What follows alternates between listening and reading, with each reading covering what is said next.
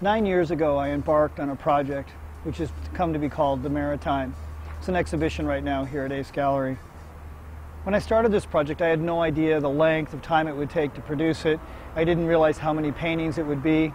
It started out as me wanting to make these 3 paintings for a friend of mine who died tragically surfing. I was once in Angers, France, and I experienced the tapestries of the apocalypse. And I noticed that the water was really extraordinary in that it was very cartooned due to the fact it was built out of a tapestry. So I decided to appropriate that method of constructing water.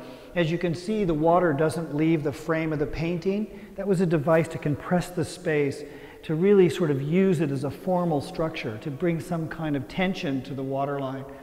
Again, you're more in the water in these paintings than looking out to sea. There is no horizon point. So these really function as being in the water, being consumed by the water.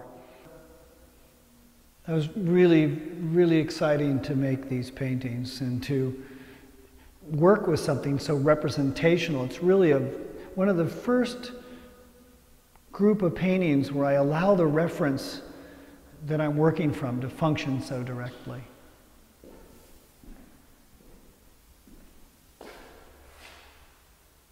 Soon after the 4 surfing paintings, I did a group of paintings called the 12 Months, which was a similar vertical format in various colors that would kind of play out, instead of the seasons, the 12 months. And then right after that, I decided to just remove the color from the work. I wanted to remove all reference to those ideas of nature and bring it into this pure sort of black and white and gray tone scale to even emphasize more that these water paintings are paintings, and abstract paintings at that. So I basically had to build the image by laying down the layers and then with a palette knife sort of walking the distance of the painting for each line. If I didn't like a line, I'd scrape it off and we would do it again. And this is where you see some of these memories of things scraped off and revised. I switched to a horizontal format for these pieces to sort of bring it back to the more sort of Western tradition of seascape painting. And as I made these paintings, simultaneously I was making these large paintings with ship rigging information on them. I wanted to use the idea of seafaring and traveling, the idea of the adventurer. And I separated the ships from the water, but these are the rigging pictures that coincide with them. I decided to use this silver paint. This is actually an aluminum paint that has a very silver reflectivity. It's a paint that I've been employing in my work since the early 90s in a group of paintings called the Quicksilver paintings. And then I was very interested in the way masts function as these giant sort of structural elements, a way of sort of rigging a painting together. So using the lines to sort of formally rig the picture together. I wanted to get a real strong luminosity in the backgrounds that would represent sort of the sky and the atmosphere of the picture. By using the aluminum paint, I was able to really get this reflectivity and transparency and opacity within a range of aluminum and silver tones.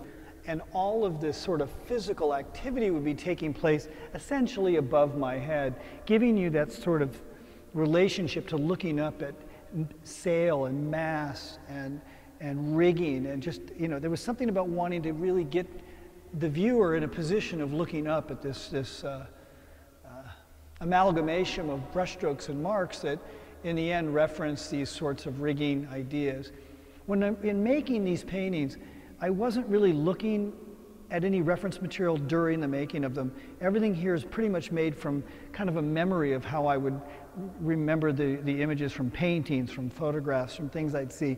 But during the making of these particular paintings, I refused to look at anything while making them.